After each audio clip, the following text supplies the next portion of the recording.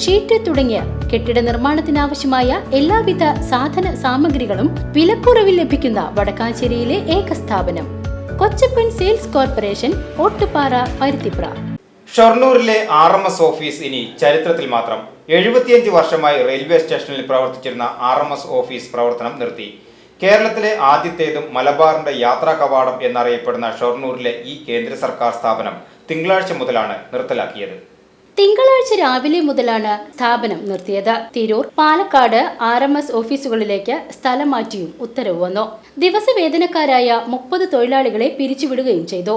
RMS office കെട്ടിടം റെയിൽവേക്ക് തിരിച്ചേൽപ്പിക്കുന്നതിനായി sub record officer ഉൾപ്പെടെ ചില ഉദ്യോഗസ്ഥർ ഷൊർണൂരുണ്ടാകും.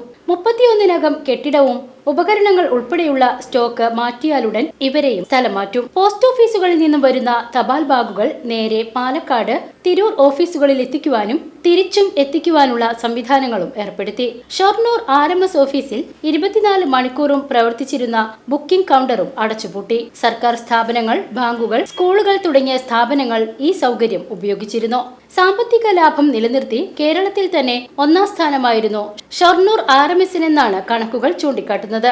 ജില്ലയിൽ ഒരു ഓഫീസ് എന്നതും റെയിൽവേ സ്റ്റേഷനിലെ കെട്ടിടത്തിൽ പ്രവർത്തിക്കുന്ന ഓഫീസുകൾ ഒഴിവാക്കുക എന്നതുമാണ് RMS പൂട്ടാൻ കാരണം. ഷൊർണൂർ RMS നിലനിർത്തണമെന്നാവശ്യപ്പെട്ട് രാഷ്ട്രീയ പാർട്ടികളും സംഘടനകളും സംരക്ഷണ സമിതി രൂപവൽക്കരിച്ച് തപാൽ വകുപ്പിന് നിവേദനം നൽകിയിരുന്നു. എന്നാൽ ഇതൊന്നും RMS ഓഫീസ് നിലനിർത്താൻ കാരണമായില്ല. തൊഴിലാളി സംഘടനകളായ NFPE, AIGDS-EU, BPEF എന്നിവർ ഐക്യസമിതി രൂപീകരിച്ച് മാർച്ചുകളും നിരാഹാര സത്യാഗ്രഹവും നടത്തിയെങ്കിലും സ്ഥാപനം എന്നേക്കുമായി നിലച്ചു. VCV news, Shoranur.